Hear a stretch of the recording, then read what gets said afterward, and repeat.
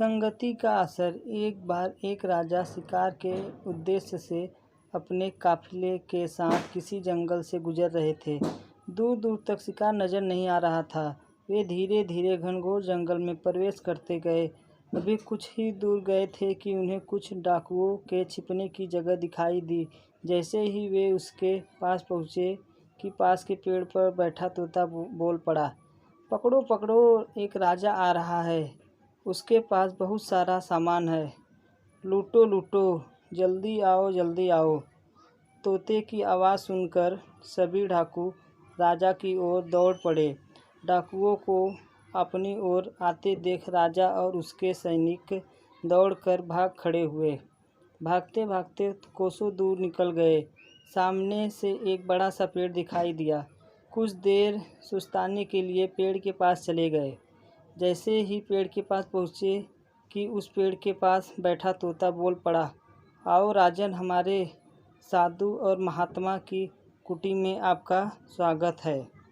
अंदर आइए, पानी पीजिए और विश्राम कर लीजिए। तोते की इस बात को सुनकर राजा हैरत में पड़ गया और सोचने लगा कि एक ही जाति के दो प्राणियों का व्यवहार इतना अलग अलग कैसे हो सकता है। राजा कुछ समझ नहीं आ रहा था।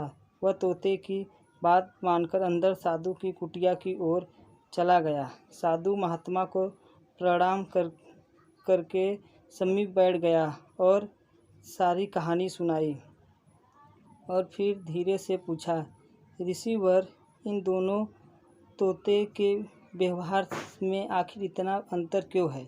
साधु महात्मा धैर्य से सारी बातें सुनी और बोले, ये कुछ नहीं राजन, सब संगति का असर है। डाकुओं के साथ रहकर तोता भी डाकुओं की तरह व्यवहार करने लगा और उनकी ही भाषा बोलने लगा। अर्थात जो जिस वातावरण में रहता है वह वैसा ही बन जाता है।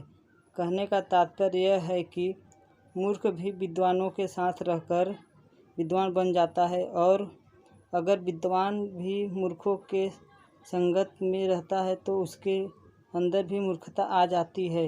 इसलिए हमें संगति सोच समझकर करनी चाहिए।